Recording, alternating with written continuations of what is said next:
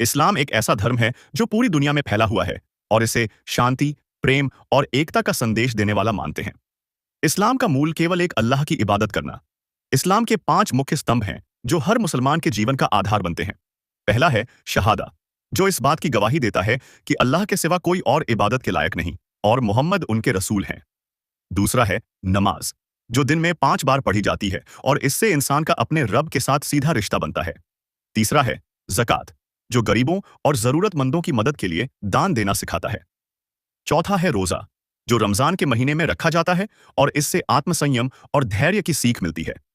पांचवा है हज, जो हर समर्थ मुसलमान को अपने जीवन में कम से कम एक बार मक्का की यात्रा करने का आदेश देता है।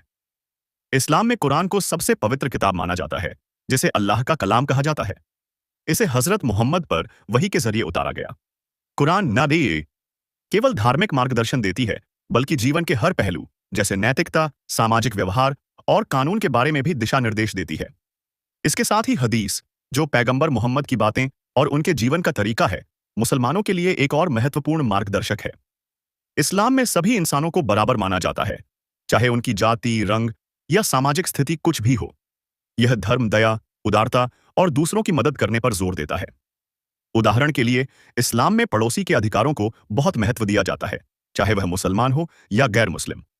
पैगंबर मोहम्मद ने कहा कि जो अपने पड़ोसी को तकलीफ देता है, वह सच्चा मुसलमान नहीं। इस्लाम में शिक्षा को बहुत महत्व दिया जाता है। पैगंबर मोहम्मद ने कहा, ज्ञान प्राप्त करना हर मुसलमान पुरुष और महिला पर अनिवार्य है। इस्लाम ने विज्ञान, चिकित्सा, गणित और साहित्य जैसे क्षेत्रों में भी योगदान दिया है। मध्य युग में इस्लामी विद्वानों ने दुनिया को कई महत्वपूर्ण खोजें दी, जैसे अलजेब्रा और खगोल विज्ञान में प्रगति।